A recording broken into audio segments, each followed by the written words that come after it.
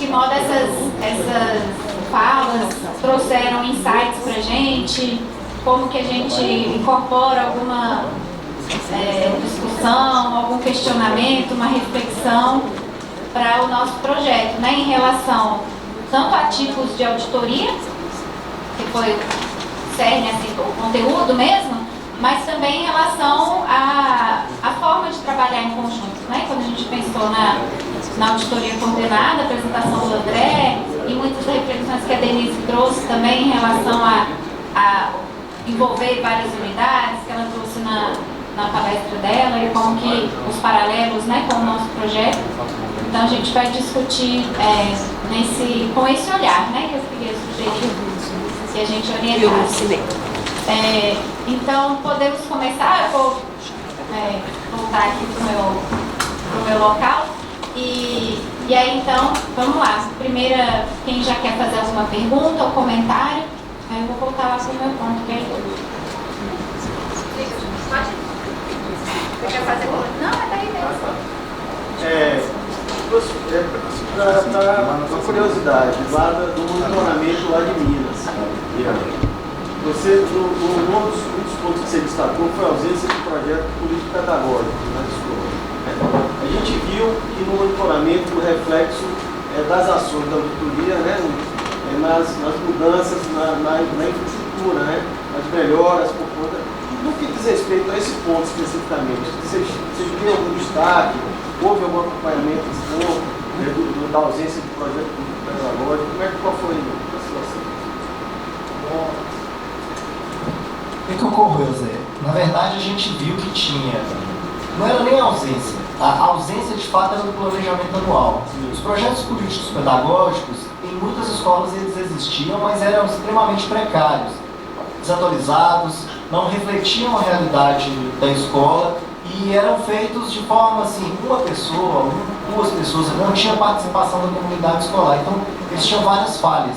E a gente detectou e recomendou para todas essas escolas que a gente identificou as falhas nos PPPs, que eles refizessem de acordo com as normas, etc. e tal. E na época do monitoramento a gente verificou que boa parte das escolas já tinham refeito seus projetos políticos pedagógicos, e inclusive com planejamento anual de ensino anexo.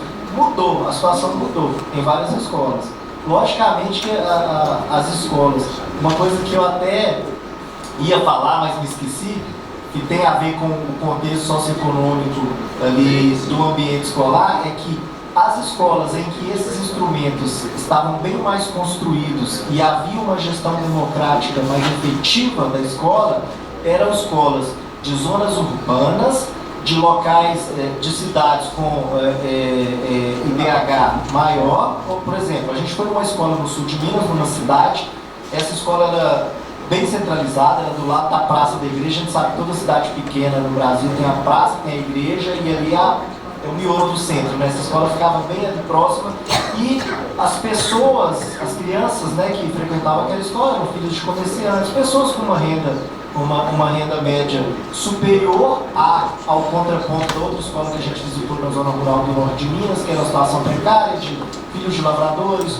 tinha muita índice de prostituição infantil, de uso de drogas. Então, assim, o contexto socioeconômico dessas duas escolas influenciou diretamente em todos os aspectos observados, tanto na gestão, os projetos políticos pedagógicos, planejamento anual, quanto na infraestrutura. De algum modo, o contexto social está influenciando bastante nessas duas situações.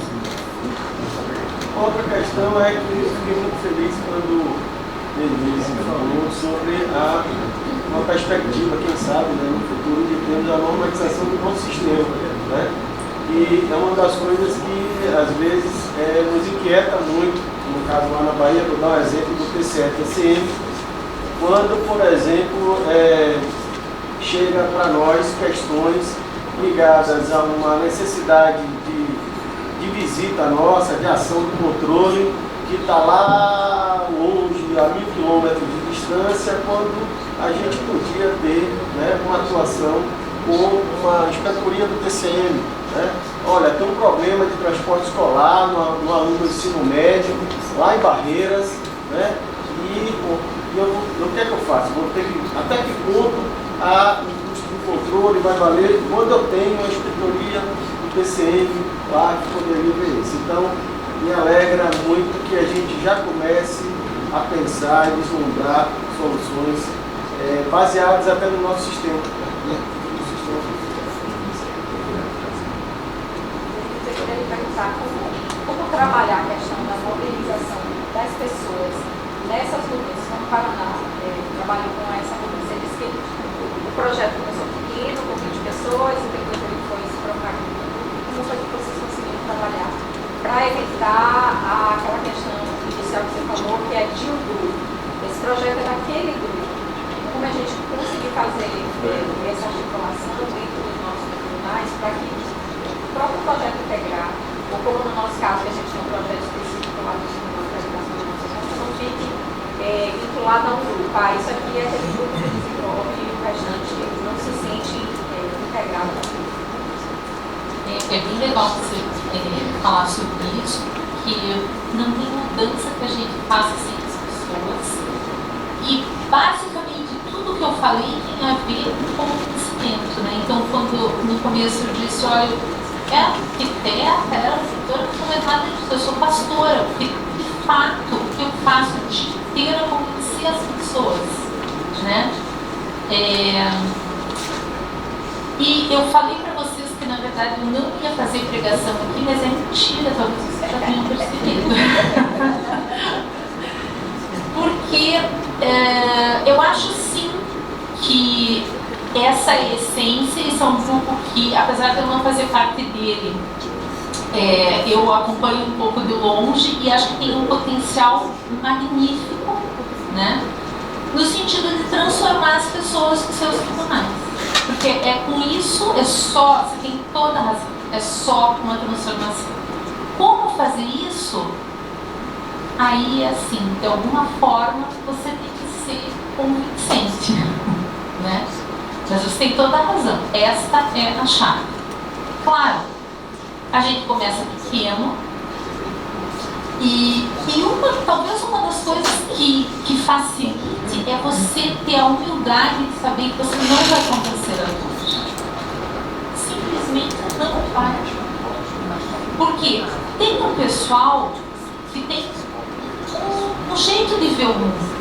E esse é o jeito de ver o mundo. Vamos dizer que seja 10%, que é completamente antagônico ao outro 10%. E no meio está todo mundo. E esse todo mundo está ali distraído, fazendo, não se deu conta, não refletiu, não sabe para que lado vai. Então é isso, você vai contaminando as pessoas e sempre vai ter esse bate que é super benéfico. Porque a gente tem que ter contraponto, a gente tem que ter discussão, a gente tem que ter discordância, senão nunca a gente vai ter. Eu queria completar uma coisa. Eu acho que o que contribuiu muito para esse vírus se espalhar no Tribunal do Paraná foi a equipe da Denise, então a equipe da CGF, mostrar em mais de uma oportunidade um método, sem querer dar nome, título. Porque a gente vai fazer auditoria operacional com tudo, com todos os preconceitos que as pessoas carregam quando ouvem isso. A gente vai fazer auditoria integrada, combinada, social, de conformidade. Não, a gente vai fazer fiscalização. E aí tinha uma coisa que distraía um pouco as pessoas, que era abrangendo o Paraná inteiro, em todos os municípios, e a gente quer ver resultado. E tem esses papéis de trabalho. Aliás, uma das coisas que eu quero aproveitar daí para comentar, porque tem a ver com isso, é que a gente vem discutindo desde o começo como disseminar dentro dos tribunais, o projeto integrar, etc. A gente publicou ali timidamente 2 matérias no jornal interno, o IRB publicou outras, mas eu ainda não tenho um produto para ir mostrar para as pessoas, eu não tenho um modelo que faça brilhar o olho. Eu tenho vontade de aplicar isso também, como é mostrar aquela série de planilhas dos papéis de trabalho que você mostrou no tribunal várias vezes, até que todo mundo, né, foi integrando pessoas. E até a gente brincava, o que eu estou fazendo? Não sei. interessa qual é o nome, é abacaxi que eu vou fazer.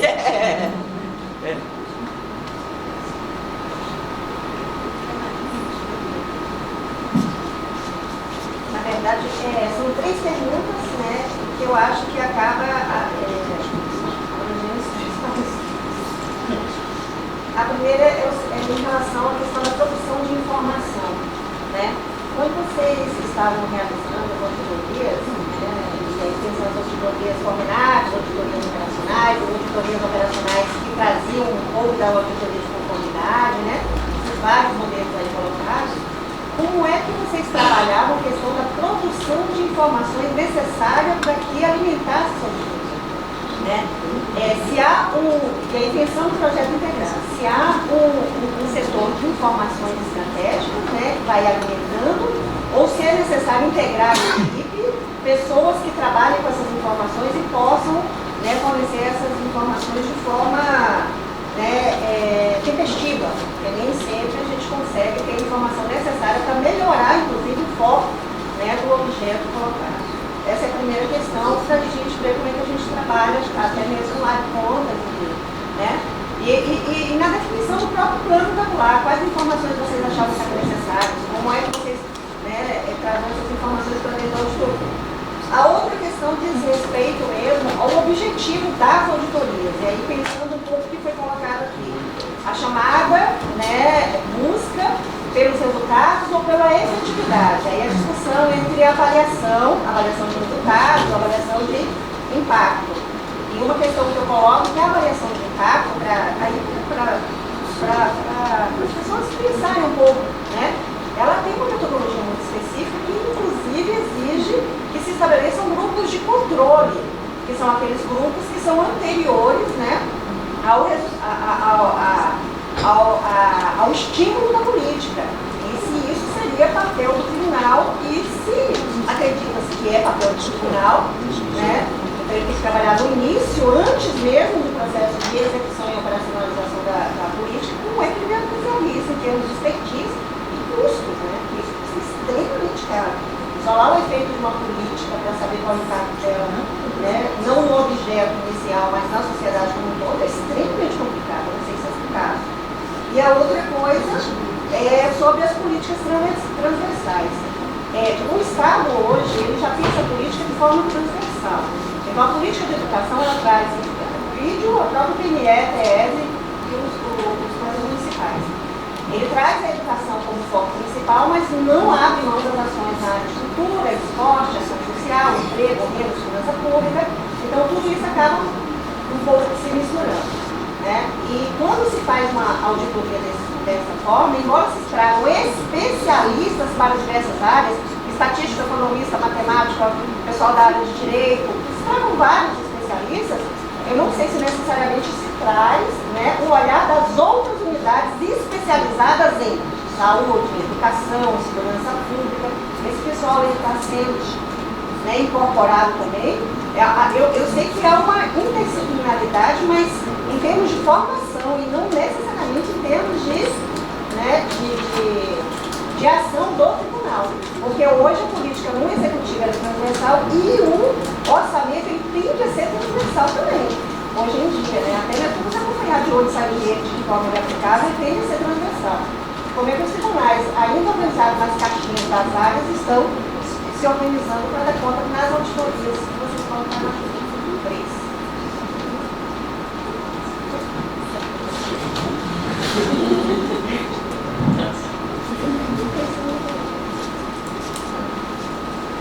Vamos por partes. A questão da produção de informações, no caso lá do tribunal, a gente tem uma interlocução muito boa com o INEP. Então a gente, o que for de informação disponível a nível federal, a gente consegue com relativa facilidade. Para a auditoria do ensino médio, a gente buscou também, via os tribunais de contas participantes, né, informações de nível estadual e municipal, né? Aí com um pouquinho mais de dificuldade. E a respeito do tratamento das informações, foi bem interessante a auditoria do ensino médio, porque a gente começou a equipe sem um especialista E no meio do trabalho a gente sentiu dificuldade e teve que chamar um colega que entende de TI para auxiliar no tratamento de dados. Então, isso, a gente tem até lá na CSEX Educação um núcleo de dados, né, uma equipe dedicada de 2 auditores para auxiliar a Secretaria como um todo na área de tratamento de dados. Então, a gente vê que isso é o futuro do controle. Ainda mais a educação que é pródiga em dados, né? A questão da avaliação de impacto, eu entendo assim, que é um procedimento muito complicado, acho que ele é muito dominado pela academia hoje, né? O tribunal tem algumas experiências em tentar utilizar a questão da avaliação de impacto, só que eu entendo que usar uma técnica tão sofisticada, ela pressupõe que a política tenha sido muito bem desenhada.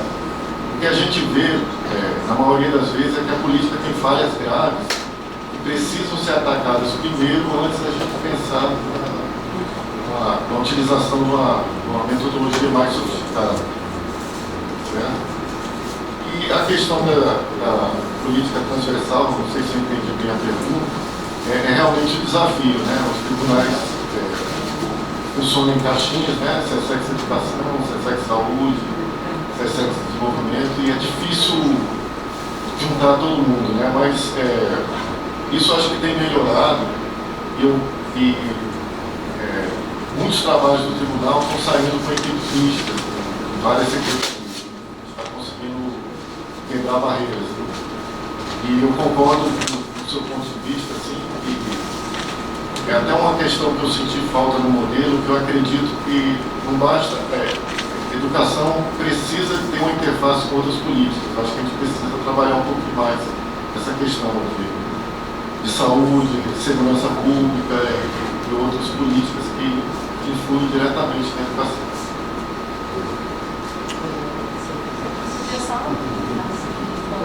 Reforçar um pouco o que o professor falou, a questão do núcleo de dados. A gente vê como faz diferença a gente ter um núcleo de dados específico lá na nossa secretaria. Porque o tribunal ele tem uma secretaria de inteligência e informação, que é a SGI, que é muito boa e é parceira da gente. E o Alberto estava aqui ontem, ele faz parte da secretaria, que é a SGI. Eles são super parceiros. A gente trabalha até com a gente em alguns produtos como o painel de penais, a gente está desenvolvendo. Só que eles têm uma lista de demanda gigantes, né? Porque eles recebem de todo o tribunal.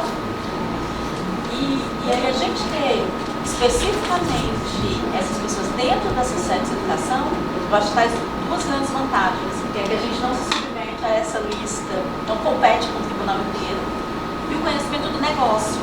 E como os colegas estão dentro da CSEX, eles acabam conhecendo mais do tema. Então, a gente consegue fazer análises mais profundas, né? Assim, mais específicas. Então, tem sido... Tem até outro ponto também, que alguns colegas dominam um pouquinho da técnica. Tem um colega especialista do lado para tirar uma dúvida para os outros. É uma troca muito boa. E aí a gente faz trocas, por exemplo, na auditoria que você está fazendo no zero agora, tem um colega dos dados que está compondo a equipe de auditoria. Então a gente vai fazer essas trocas, a gente tem muito boa a experiência. E a outra coisa são produções de conhecimento prévias. Né? Antes de se pensar na auditoria, a gente estava até conversando agora sobre isso. A gente acabou de fazer 2 produções de conhecimento, que é do Fundeb, que a gente até conversou um pouco com os ensinados que a gente tem comunicação, e outra no PENAI com o viés mais de conformidade. Mas assim, qual o grande benefício? Se a gente, ao receber essas produções que os secretários dos estados do tribunal nos ajudar, a gente pode fazer uma análise se vale a pena fazer uma auditoria naquele tema, e se vai fazer, onde é que a gente tem que ir? Qual é a melhor escolha? Porque a gente não tem capacidade operacional infinita. Alguém falou aqui que auditar sempre está fazendo escolhas, né? Então, fazer as escolhas bem fundamentadas faz com que tenha uma probabilidade de sucesso maior nos nossos trabalhos.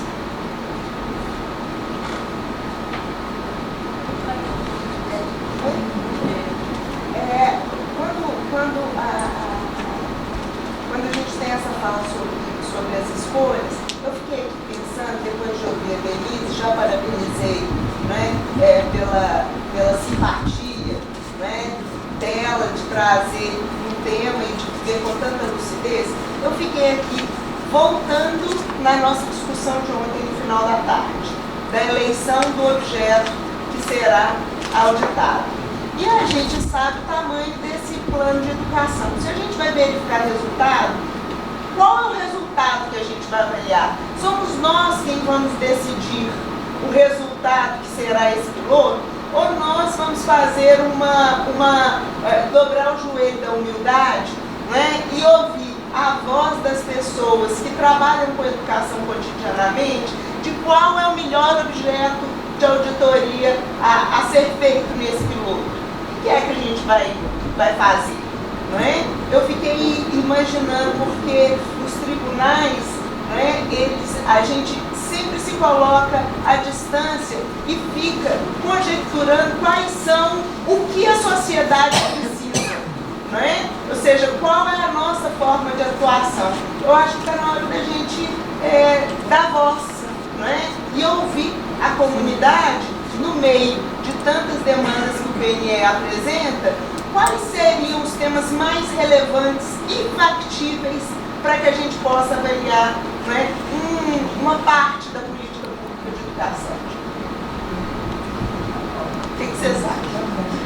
Eu acho que em algum momento talvez seja uma boa ideia a gente fazer um painel ou uma reunião chamando gestores, chamando representantes, de repente, da Mundime, do Conselho, do MEC, né, as pessoas, né?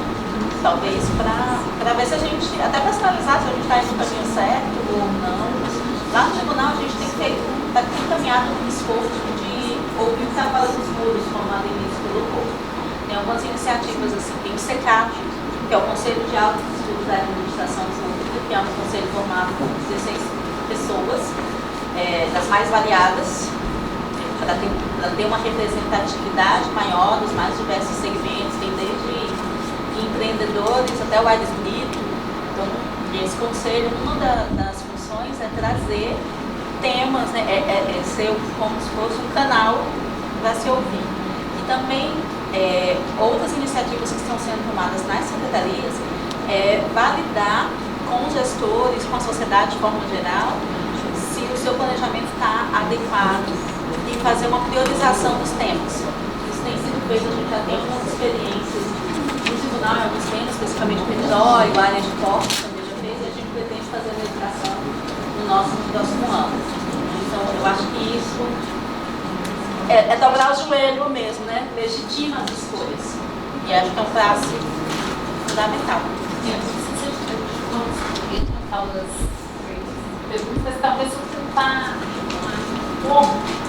Aqui no tribunal a gente se estruturou, então por áreas, então de educação e saúde mental, mas sim no processo de trabalho. Então tem uma área que faz auditoria, faz acompanhamento, e tem uma área que faz, que a ideia seria essa gestão de informação, mas a ideia seria que eles seriam, digamos, a nossa antena para o mundo, né? No sentido de trazer realmente o subsídio para as nossas escolhas e não exclusivamente cruzando dados que estão em estudos, né? Não funcionou. Talvez não tenha funcionado ainda. A gente não consegue saber exatamente por quê. Então, na prática, a gente continua tendo, junto das equipes, essa necessidade de ter alguém que consiga traduzir dados, informações para subsidiar as nossas escolhas. Então, também a mesma coisa que vocês relataram, por alguma razão, eu não sei, acho que as pessoas acabam se distanciando da fiscalização, acabam se distanciando da realidade, acaba ficando ao contrário, né? Deveria ser a antena que consegue captar tudo para trazer para quem vai decidir, executar, e acaba sendo o contrário, eles acabam ficando mais isolados ainda do que quem está na fiscalização. Como solucionar isso? De verdade, não sei. Com relação, então, àquela última questão das áreas, da transversalidade, esse problema a gente não tem, porque a mesma pessoa que está participando de uma equipe que está fazendo fiscalização da educação, no segundo semestre ela está na segurança. Então isso fica muito diluído, entende? E a outra questão era sobre essa avaliação dos impactos. Eu acho que a gente está tão longe, a gente não consegue nem imaginar se assim, a gente tem mesmo que fazer isso, qual é o custo, porque a gente hoje tem uma dificuldade imensa em conseguir identificar os resultados mais diretos das nossas fiscalizações. Nem isso a gente está conseguindo fazer.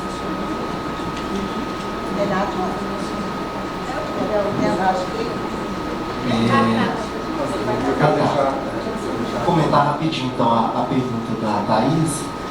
Em relação à obtenção de informações, Thaís, lá a gente, como eu falei, a gente tem um grupo específico lá que trabalha só com auditoria operacional. Já vem de muitos anos essa estrutura. Então, a obtenção de informação nossa, uma das primeiras coisas quando a gente começa a pesquisar sobre a temática que está definida para a gente realizar a auditoria operacional, é selecionar os stakeholders. Todo grupo de stakeholders que pode nos trazer algum nível de informação, desde as informações mais simples às mais complexas. E aí, normalmente a gente se reúne com todos ou quase todos esses stakeholders por meio de reuniões individuais ou painéis de referência para a gente buscar o maior número de informações possíveis, considerando que nós estamos ali para auditar uma temática que nós passamos a conhecer muitas vezes naquele momento e a gente sabe que tem um grupo muito grande de pessoas que conhecem aquilo ali há 20, 30, 40 anos que podem nos dar muito mais informações. Além disso, a gente tem os mecanismos de pesquisa que todo mundo conhece, né, Google, etc.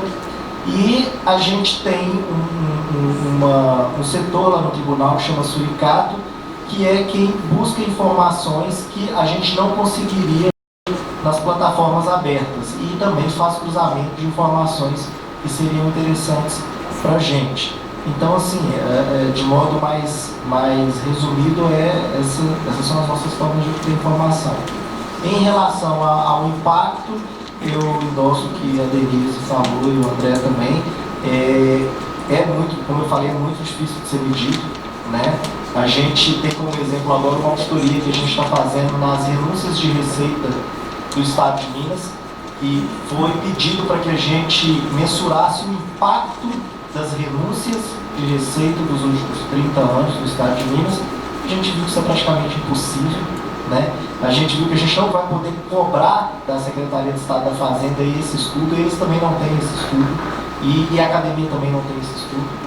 Então, assim, é realmente muito difícil. Então, a gente conseguindo pelo menos o resultado, como foi apresentado aqui pelo Denise, pelo André, por mim, já é uma coisa extremamente satisfatória. E as críticas, elas vêm porque são naturais e vão vir sempre. Não multa, por que multa, por que não tem ressarcimento? Não entende bem o objetivo, né? E em relação à terceira questão da transversalidade, é uma dificuldade que a gente tem. A gente está falando aqui de governança desde o início do projeto integrar. A gente sabe que os tribunais de contas sofrem muito com questão de governança, né? Lá, eu falo pelo meu tribunal, a gente tem uma dificuldade de governança bem significativa, comunicação interna. Já aconteceu de 2 setores estarem fazendo a mesma auditoria no mesmo jurisdicionado, entendeu? Então, assim, acontece, a gente tem que melhorar isso, tem que melhorar rápido, mas, né, é algo que a gente está buscando aí a todo momento corrigir.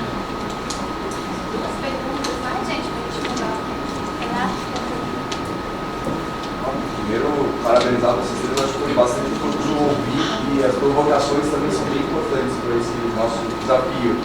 Eu só queria assim, trazer, não sei se a experiência de vocês poderia ajudar o nosso processo, e a gente, ontem a gente discutiu muito a questão dos critérios de seleção. Eu gostei muito da fala do colega da Bahia, que falou ontem da questão de a gente não se ater tanto à questão de ser só educação, mas retroagir na questão do método. Então, pegando a experiência de vocês, nessa experiência, no caso, tudo bem, é educação, ensino médio, ou no caso do Paraná. E é um desafio, eu reconheço o desafio, mas a partir do momento que a gente define métodos, a gente pode fundamentar essas escolhas. Então, eu acho que isso a gente tem que estar mais confortável, independente das críticas que a gente vai sofrer, das mais diversas.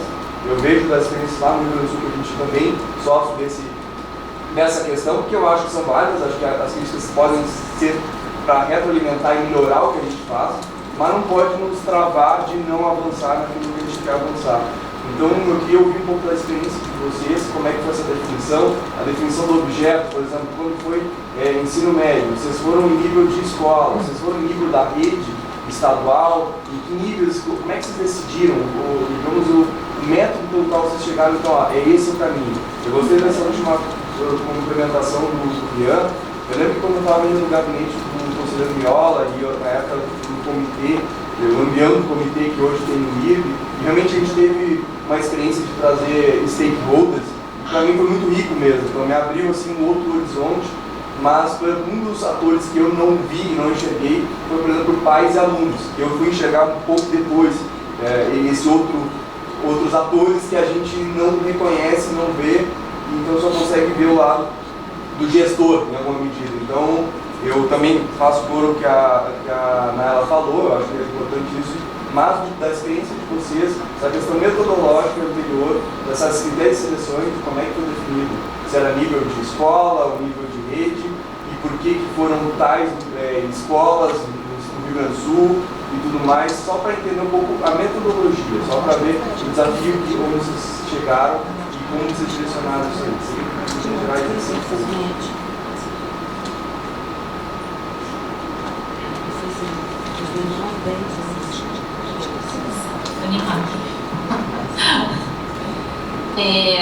a gente, desde o começo, tem um foco imenso no planejamento, ou seja, justificar realmente as escolhas, né?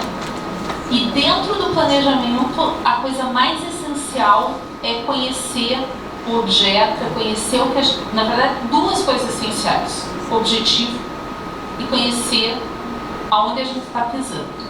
Para conhecer aonde a gente está pisando, a gente tentou milhares de estratégias, todas as que você pode imaginar, né? Contato com a academia, em algumas vezes a gente teve muito sucesso, contato com o próprio gestor, contato com conselhos, com observatório social, com Assembleia Legislativa, enfim, tentar realmente assumir com humildade o nosso desconhecimento diante de pessoas que trabalham e sofrem o efeito dia a dia da política e tentar absorver isso. O quanto a gente teve sucesso, em algumas situações sim, teve bastante sucesso. Por exemplo, com relação a observatórios, é uma coisa que a gente tinha uma expectativa imensa com relação aos observatórios, e acaba que a gente ficou um pouco frustrado porque eles têm um viés e um sucesso muito grande em identificar situações que não estão aderentes à lei. É uma coisa impressionante, a gente pensava assim, no observatório social, eles estão lá ponta. Eles estão muito preocupados com o resultado. Ainda não estão. Eles ainda não estão. Porque é muito mais fácil você pegar uma norma e ver se o que está acontecendo na realidade está obedecendo a norma ou não está obedecendo a norma. Então esse é o primeiro. Lembra aquele primeiro slide lá da evolução? Sim, quando a sociedade começa a se empoderar e atuar com o controle de verdade, ele começa lá também. Então, a gente, para a auditoria operacional, acabou ficando um pouco frustrado, mas a gente continua tentando essas parcerias. E isso depende também da sensibilização. Começa também com o nivelamento, com sensibilização, com você trazer esses atores e dizer, ó, o meu objetivo é esse. Né? Então, como que você consegue contribuir com esse objetivo? Eu acho que mais ou menos isso.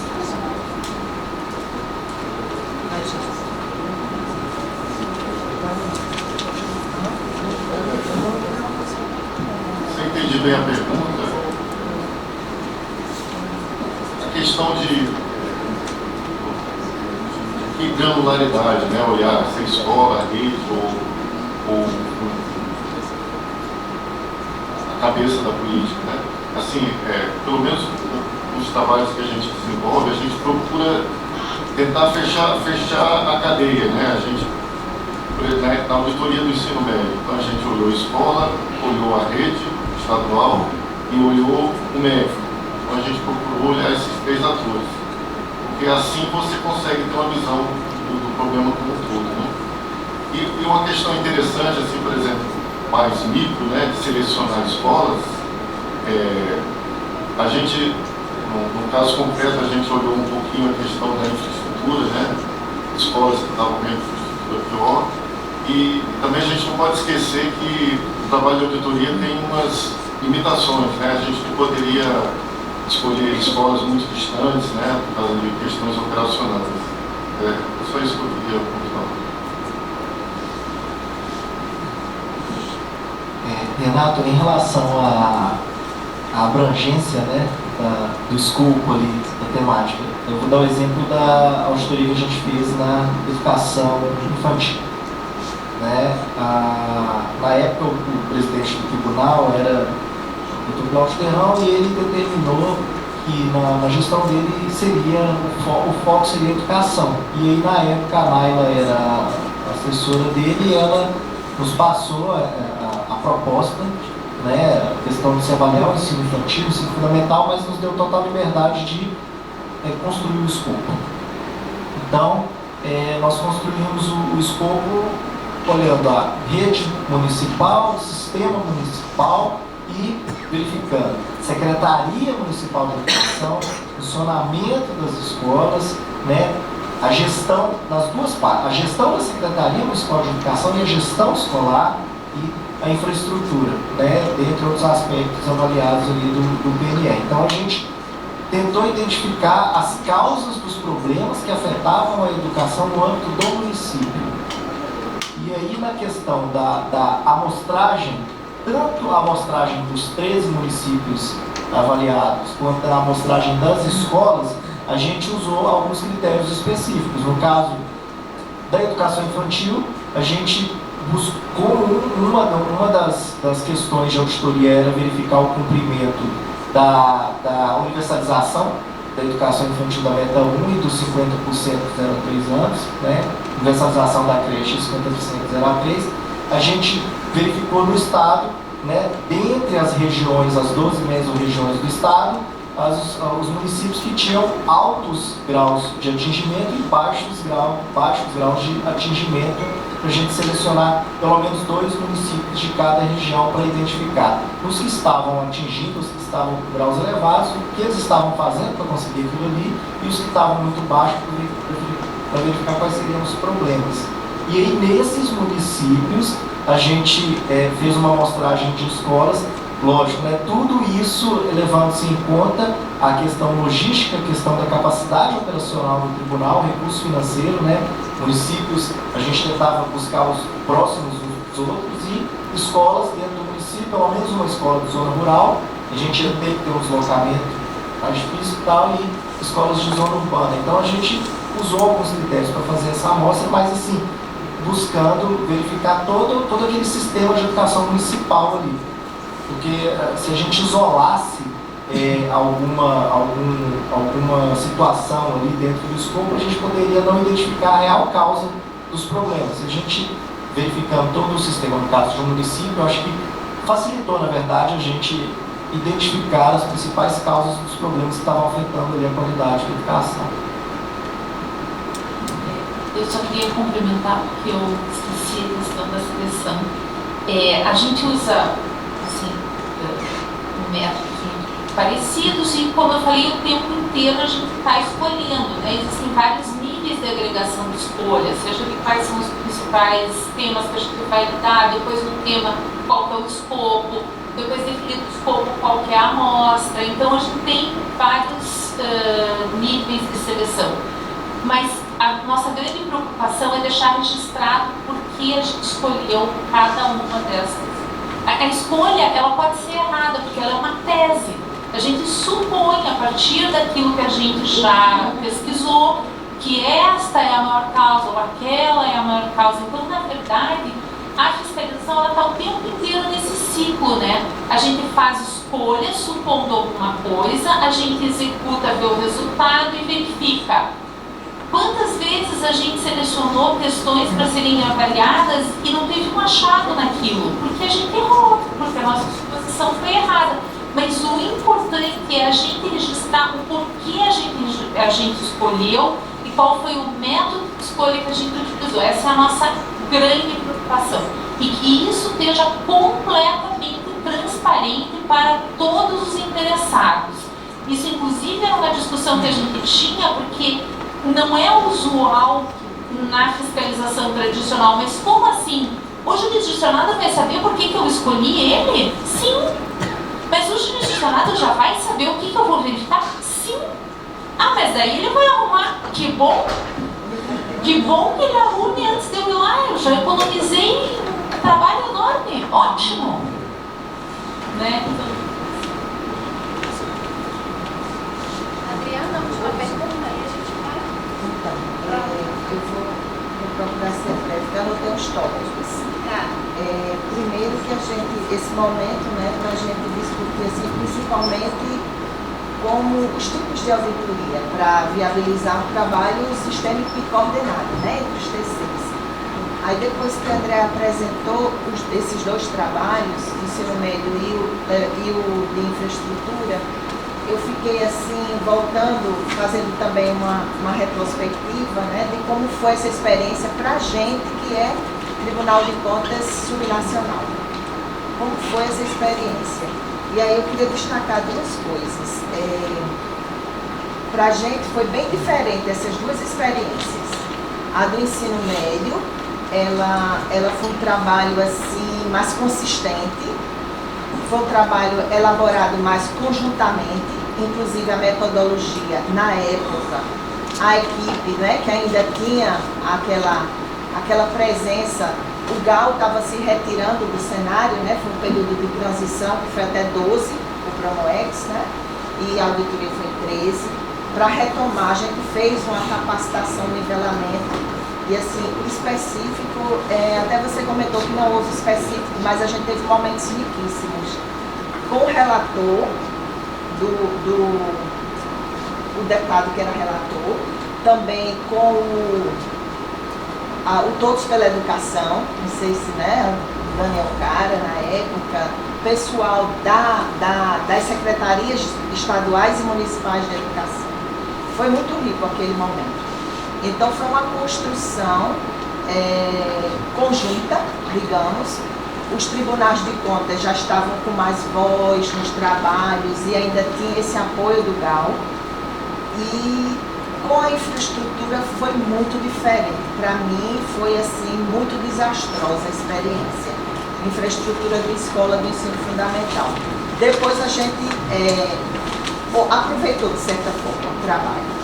Mas assim, a coisa já veio muito determinada, veio muito engessada, era o PDD, era uma quadra, a seleção das escolas já veio determinada pelo TCU, né? Diferente das escolas do ensino médio, que a gente fez essa seleção conjunta.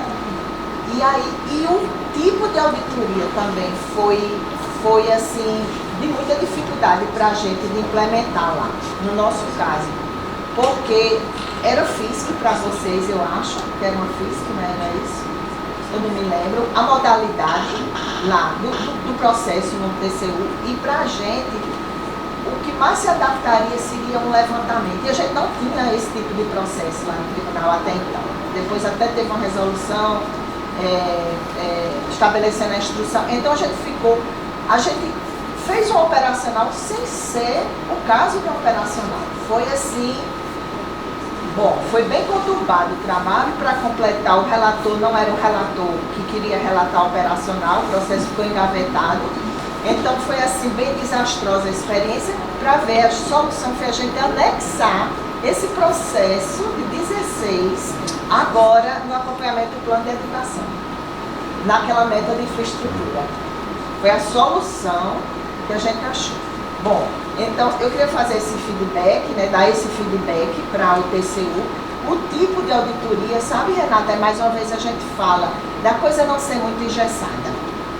E aí, agora eu vou fazer a ponte com o que Denise falou, do resultado do questionário que foi aplicado aos tribunais no projeto Integrar sobre as atividades que eram realizadas. Aí eu vejo o projeto integrar não como uma metodologia para fazer um trabalho de fiscalização em educação, porque isso a gente já fez vários, né?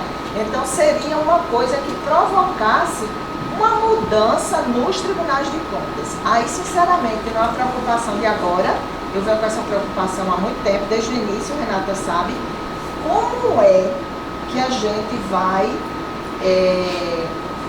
fazer um método sistêmico, porque seria quando o SMAR foi lá até a Paraíba, né, com Viviane, para convidar para o projeto, dizendo, olha, a gente já tem longos anos de experiência em coordenadas, a gente já tem longos anos de experiência em consultoria com CDE e a gente quer reunir essas duas coisas, foi no início do projeto. Então não seria mais uma coordenada, seria quase como uma reflexão e um aprimoramento da forma que se vem trabalhando. Como é que isso vai acontecer se os tribunais têm estruturação de auditorias diferentes e muitos não estão nem aí para a norma de auditoria, que é o nosso caso, certo? Então, como é que a gente vai conseguir viabilizar isso? Porque, Denise, eu me identifiquei muito com você, porque primeiro eu sou arquiteta, como você, mas eu nem sou mais arquiteta e também sou uma auditora meio estranha no NIA, sabe? Então, assim, como é que a gente vai viabilizar isso com essas diferenças todas? Como é que o sistema vai funcionar com essas diferenças todas? Não seria o caso já das normas estarem implementadas, as normas de auditoria, todo mundo ter uma visão muito nítida do qual é o foco principal no operacional, numa conformidade, numa auditoria financeira, como são os papéis de trabalho, como é a seleção de objetos. Eu acho assim uma coisa, sabe? Mas assim, talvez isso seja muito bom para dar esse, como o Buzz Lightyear, né? Assim, pá, jogar para cima. Bom, e a outra coisa que a gente vem falando muito hoje de manhã são sobre os impactos, mensuração de impactos. Aí eu também vou ter o filme. Eu me lembro que quando começou a se fazer operacional, 2012, que era a Bahia, a frente, Pernambuco, com TCU, Gal, a gente tinha assim uma certeza de que em pouco tempo a gente ia estar mensurando benefícios, impacto. A gente tinha essa certeza. Eu me lembro que assim, a nossa madrinha da operacional era Lídia, né, de Pernambuco. E assim, a gente investiu muito nisso. Fez curso com Luciana Mourão, que quem desenhou Bolsa Família, a Paraíba se juntou com Pernambuco, a gente foi capacitada e a gente tinha realmente essa expectativa. E depois a gente foi, em vez de a gente for ir conseguindo fazer isso, a gente foi tirando isso dos papéis de trabalho, né? Já que a gente não consegue, não vamos colocar nas planilhas, né? Foi tirando. E aí, mais uma coisa para fechar isso da capacitação, uma preocupação que venho tendo é com relação a esse grupo. Vamos dizer que esse grupo começou faz 10 anos, 11 anos, né? Quem é que está desse grupo ainda? E quem é que está chegando? Eu não tô querendo voltar no tempo, não estou sendo saudosista, não, certo? Mas eu vejo assim, a gente tinha, a gente era mais preocupada com a metodologia. Então a gente tinha aquelas referências de TCU, Glória, Maridel, Semec, aquela coisa, a gente tinha assim, aí Paraíba tinha Lídia, que socorria no método, que conseguia manter o rigor metodológico, coisa e tal. E aí esse pessoal, o pessoal que começou comigo, por exemplo, lá na Paraíba, já não dá mais, só eu sou a única remanescente. Aí chega a Lúcia, certo? 2 agora, né? E depois, eu já vou me aposentar, depois, quem é que vai ficar? Então, fica uma lacuna muito grande com relação à metodologia, sabe, Renata? Metodologia. Porque eu não estou querendo dizer, não, a gente vai ter a mesma capacitação que a gente tinha há 10 anos. Não, claro, as coisas mudaram. Mas fica muito difícil você lá na sua realidade, que a gente já sofre preconceito, já sofre isolamento, como se falou aqui. E aí você sem essa robustez metodológica, porque de vez em quando eu ouço crítica assim lá no tribunal, até na sessão plenária, os conselheiros, na hora que o processo vai, depois de muito tempo, vai para a sessão, eles contestarem a metodologia. E por que foi essa metodologia? Ah, só porque o IRB e o TCU disseram, aí vocês fizeram durante a sessão, certo? Então, assim, se a gente não tiver essa rede e mais pessoas sendo capacitadas nos tribunais, eu acho que, assim, a gente não vai conseguir se integrar muito não, sabe? Vai ter essa lacuna de capacitação mesmo. Isso é a fala, assim, de uma pessoa que já sofreu muito.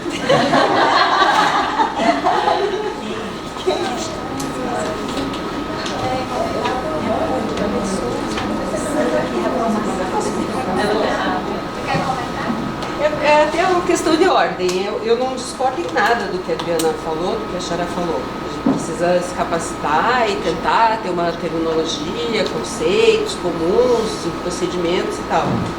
Mas a gente já não tem problema suficiente nesse projeto para definir a seleção do objeto. Não é o objeto que for selecionado que vai definir que tipo de auditoria a gente vai fazer?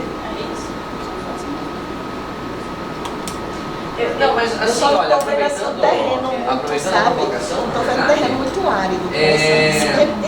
Assim, eu acho que nós temos, né, acho que até a Adriana falou bem ali da questão das normas de auditoria, né, e elas têm que ser, obrigatoriamente elas têm que ser nossas. Porque senão, para a gente até saber em que posição, em que momento da auditoria nós estamos aqui, né? E toda hora volta a gente volta que, não, mas projeto integrar você vai para quê? É para acompanhamento. Não, não é para acompanhamento, é para seleção de objetos, que tipo, mas em que nível de agregação nós estamos, né? E assim, daí, independentemente lá, auditoria operacional, auditoria de conformidade, avaliação, acompanhamento, levantamento, monitoramento, não sei o que, abacaxi, como eu disse ali no início, né, já, né, algumas vezes, né? Tá, temos ali uma norma mestra, aí sai ali básico, sim, ali princípios fundamentais de auditoria do setor público, né? Tem ali o parágrafo 7, né? Eu sei até o parágrafo que é porque é aquele negócio que tem que ter ali de cabeceira, tem que estar ali impresso, colocado ali impresso ali na frente, ali do lado do teu computador, né? Esta norma, a sua aplicabilidade serve para qualquer tipo de auditoria, né? Qualquer circunstância, em qualquer forma, em qualquer contexto, né? Ou seja, porque ela traz ali os conceitos fundamentais, que exatamente o que a Adriana falou. Se a gente quer falar a mesma língua, a gente tem que saber, a gente tem que ter uma definição mínima desses conceitos, né?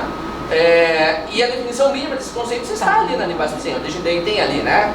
Definição de objeto, critério, escopo, as fases do planejamento, fases da execução, fases do relatório, né? Acho que seria muito interessante também aqui, para o projeto integrar, também, talvez, né? Deixar bem claro, olha, nós estamos aqui nessa fase, na fase de seleção de temas, que é a fase inicial ali do planejamento, né? E a partir daqui, daí, né, a gente vai, a partir dos temas que serão escolhidos, a gente vai aqui prosseguir nesse trabalho de fiscalização, né? Alguém ainda tem dúvida que a gente está na fase de seleção? Não. O problema... Alguém ainda tem dúvida que o piloto não é uma auditoria? Eu pessoalmente tinha essa dúvida.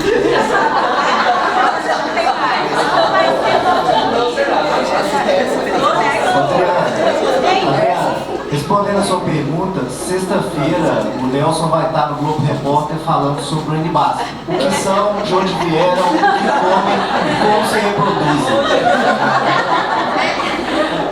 E olha como. Eu queria só fazer um comentário, concordo com tudo que você falou.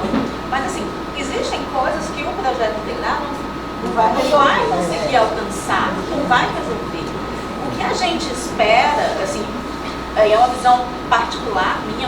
Lembra do exemplo de ontem da moça do dispositivo, Luciane, do ADE, que aí pegava aquele município que por algum motivo ele estava com menos capacidade ou financeira ou técnica e ele conseguia alavancar na medida que eles trabalhavam de forma conjunta. O que eu particularmente espero é que na hora que a gente conseguir ter uma integração maior, conseguir fazer umas seleções, e isso se traduza nas auditorias que tem que obrigatoriamente seguir as normas, né? Tem que seguir as NBAS, é que aqueles que, por motivos outros, estejam com dificuldade, acabem tendo alavancagem. Mas não é algo que a gente vai conseguir trabalhar dentro do âmbito do projeto. Porque são realidades muito diferentes de todos os TCs. E somos só 9. Imagina ano que vem, quando a gente tiver que juntar todos os outros TCs. Então a gente vai se deparar com realidades muito diferentes, com problemas estruturais diferentes. Nós lá do TCU também temos os nossos problemas, cada tribunal aqui conhece bem os seus.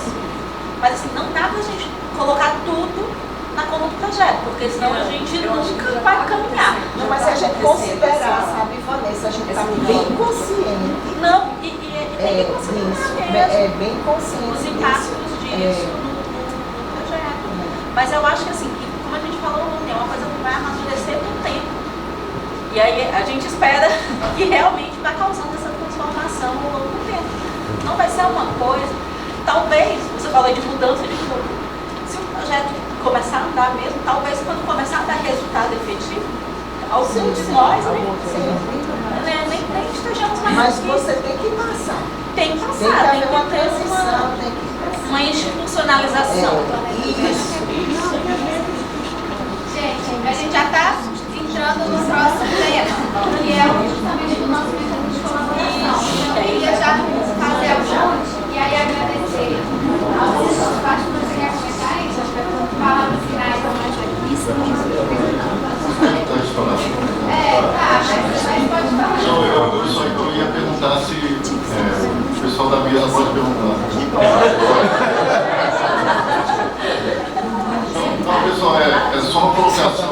Eu gostaria que alguém pudesse dar um depoimento rápido, assim, nas auditorias que os tribunais de contas conduzem no ensino médio, no fundamental, na educação infantil, a gente sabe que elas são de atuação prioritária, né, do Estado, do município, mas dependem muito do apoio do MEC, né, como regulador, na condução da política. Eu queria entender assim, como é que funciona a auditoria. Vocês no curso, vocês identificaram a necessidade de esse problema aqui, eu acho que precisaria da intervenção do governo federal, e como vocês trataram essa questão?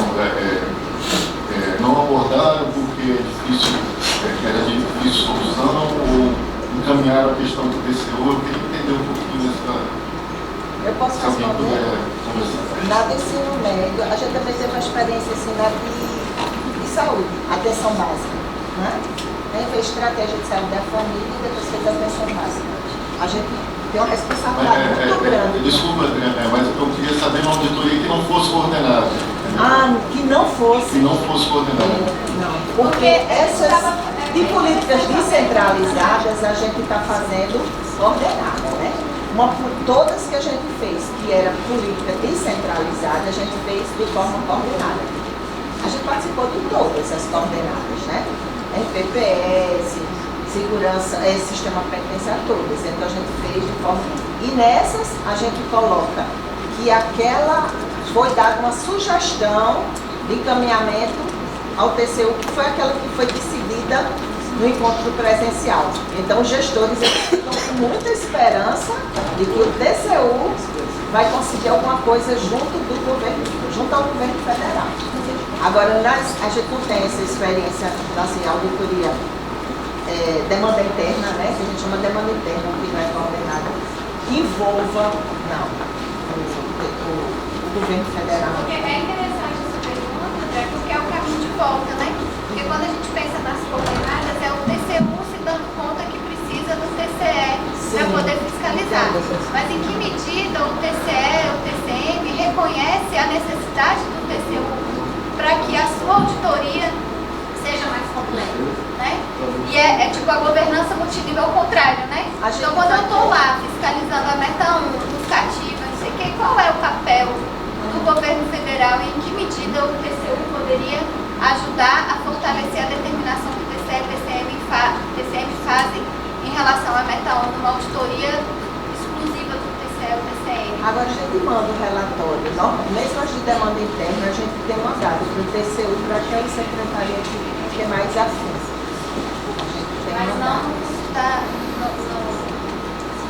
não. Por exemplo, né, identificar que minha auditoria tem uma limitação porque eu não posso determinar para o governo federal. É porque a gente participa das coordenadas, né? Então teve essa necessidade. Até agora não teve essa necessidade. Eu perguntei aqui se a mesa pode responder para a mesa e liberar. Então, a gente tem no nosso planejamento quase um mantra, que é vamos fugir de problema. Então, no planejamento, a gente sempre pensa, muito bem, a gente vai por aqui, né? Chega lá no final, o que a gente vai fazer com isso? Você não tem que fazer com isso, não vamos nem entrar por esse caminho. Então, a gente foge como o diabo da cruz, de ter que lidar com situações que não dependam da gestão, e eu vou dizer municipal, porque ainda o Tribunal de Contas do Estado do Paraná tem uma idiosincrasia absurda que eu não vou nem tentar explicar para vocês, mas assim, a gente, apesar de lidar com o Estado e o município, a gente só lida com o município. Quando tem situações, por exemplo, agora mesmo a gente está falando do planejamento para o ano que vem, saneamento. O saneamento surgiu com uma força imensa para nós, e o que a gente vai fazer? Fugir como o diabo da cruz, porque saneamento depende mais do Estado e a gente não consegue trabalhar colaborativamente. Infelizmente, é isso. A gente consegue identificar situações em que a fiscalização seria super importante, mas quando a gente já identifica que é necessária essa colaboração e a gente já sabe que não vai conseguir, bom, a gente tem um mundo para fiscalizar, então direcionar para outras coisas, porque senão a gente só vai se triste. É só compartilhar.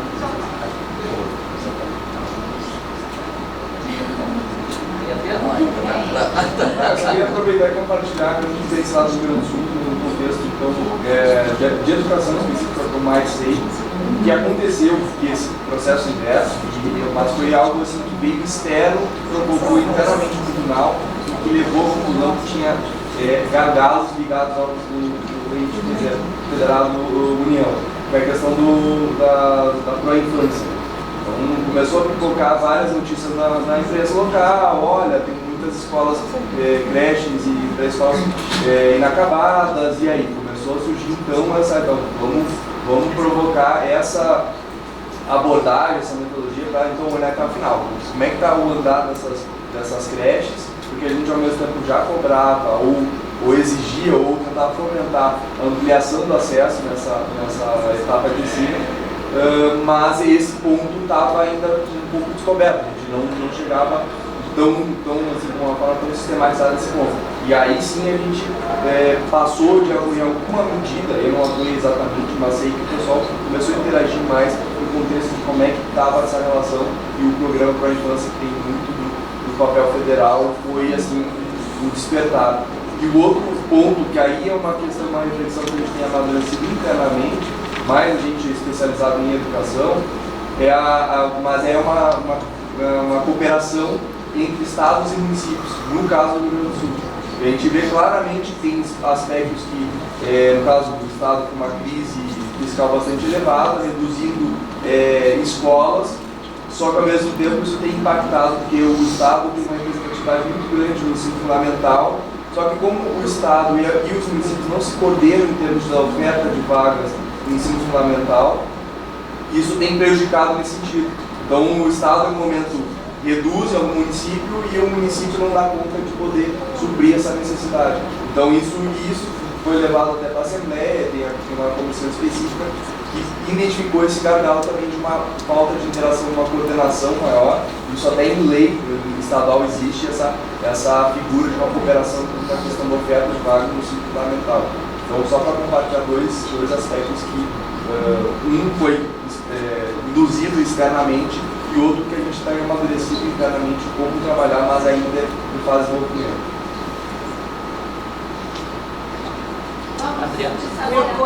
Uma coisa que podia melhorar também isso era uma relação mais próxima dos tribunais subnacionais com as secretarias do TCU. Sabe? A gente teve alguns movimentos nesse sentido, tipo o trabalho que a secretaria do TCU fez do São Francisco com outras secretarias do Nordeste, e a gente fez uns trabalhos de abastecimento d'água E aí a gente se reuniu e um apresentou o outro e via o que dependia do governo federal e o que dependia do governo do estado e como cada um podia insistir junto ao seu jurisdicionário. Estou dizendo, isso aí talvez até com essa mudança que houve no TCU, nas secretarias, isso aí fique mais, como é que diz, como o Renato colocou, o inverso, né? Como o governo federal, ou como o TCU poderia ajudar ações dos estados através dos seus jurisdicionários, né? Talvez esse caminho seja facilitado. Eu posso rapidamente só dar uma ideia que o pessoal do TCE já foi, acho que foram 2 vezes, né? Você foi uma das 2, né? Foi uma sobre saúde e a outra era, eu não estava presente nas férias, era sobre saneamento, se não me engano, o Alto Mirante, que foram com 2 unidades do TCU, a CENFRA Urbana e com a CENFRA Saúde.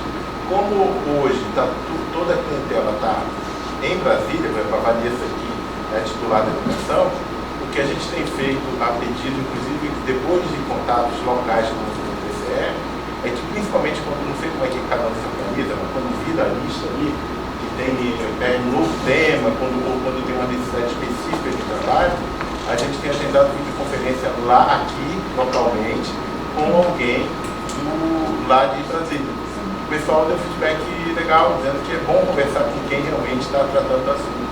Hoje sempre de forma centralizada. Eu acho que isso, olha, não tem nenhuma, que eu saiba, não tem nenhuma restrição a isso. Pode conversar com o nosso colega lá na Paraíba, o Márcio. Aliás, João Pessoa é muito legal. Gostamos muito de João Pessoa, eu e minha esposa. E que vale para qualquer um aqui. É uma fonte de comunicação que vocês têm direto lá no Estado e que pode ajudar vocês a encontrar quem pode ajudar em determinado assunto. Hoje a gente pode, por videoconferência, facilmente. E até um colega lá no TCU, que era do TCE. Então a gente também, né, tem, claro, o Márcio é receptivo, mas a gente também tem assim, já esses contatos. Então quando a gente acha que uma coisa pode interessar o outro, a gente se comunica.